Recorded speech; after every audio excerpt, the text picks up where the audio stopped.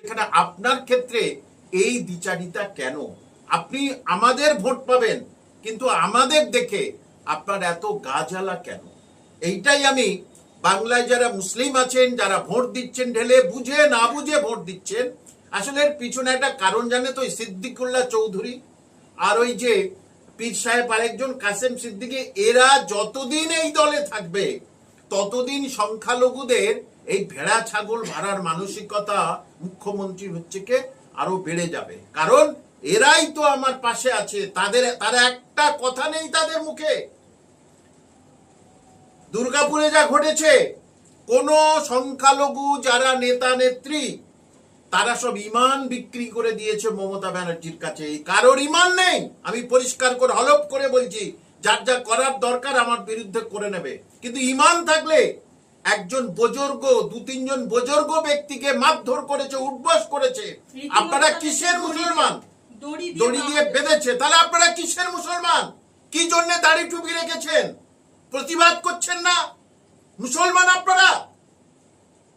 সুতরাং আগে এই সব সংখ্যালঘুদের সজাগ হতে হবে যে মমতা ব্যানার্জি সংখ্যালঘুদের নিয়ে কি খেলছে। দেখুন, দুজনকে অ্যারেস্ট করলো, মূল মাথা কেন মূল মাথাকে ধরতে পারেনি? এখানে একটা ছক আছে। দেখুন, ভাঙড়ে যে মার্ডার হলো সঙ্গে সঙ্গেই তার দুজনকে অ্যারেস্ট করলো। মালদায় যে মার্ডার হলো সঙ্গে সঙ্গে অ্যারেস্ট হলো মুসলমান বলে। বীরভূমে যে অ্যারেস্ট হলো সঙ্গে সঙ্গে মার্ডার হলো, সঙ্গে সঙ্গে অ্যারেস্ট হলো। ছোট্ট তামান্নার যে বোমা ফাটলো সঙ্গে সঙ্গে 5-6 জন মুসলিমকে অ্যারেস্ট করলো। মুসলিম বলে রাতারাতি অ্যারেস্ট, অর্থাৎ মুসলিমের ধ্বংস লাগিয়ে দাও। কিন্তু এখানে কেন? আমি একজন শিক্ষক, আমার কাছে হিন্দু মুসলিম কিছু নেই, কিন্তু আপনি এটা ধরলেন না কেন? আর আপনার কোনো স্টেটমেন্ট নেই কেন?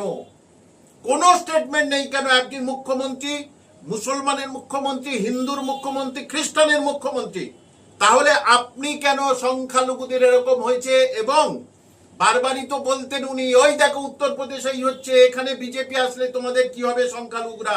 আজকের সংখ্যালঘুরা বুঝে গেল বিজেপি তো আসেনি, কিন্তু তার আগে কি অবস্থা দেখো। একদমই দুর্গাপুরের কথা নিয়ে আপনি যেটা বললেন, রীতিমতো দুজনকে পুলিশ অ্যারেস্ট করেছে, আর একজন রীতিমতো হুমকি দিচ্ছে, তাহলে পুলিশ প্রশাসন তাকে কেন এখনো ধরতে পারছে না? ব্যর্থ পশ্চিমবঙ্গের পুলিশ প্রশাসন, এক পুরোপুরি ব্যর্থ, ইন্টেলিজেন্স ব্যর্থ। যদি মমতা ব্যানার্জি বলে যায় ধরবে না, ধরলে আমার অসুবিধা আছে, আমার হিন্দু ভোট কেটে যাবে, সংখ্যালঘুরা কবে আর বুঝবে? কবে বুঝবে সংখ্যালঘুরা? 141টা বিধানসভায় ভোটে সংখ্যালঘুরা স্থির করবে কারা আসবে। সুতরাং আমি সংখ্যালঘু ভাই বোনদের বলবো, এবারে জেগে উঠুন আপনারা।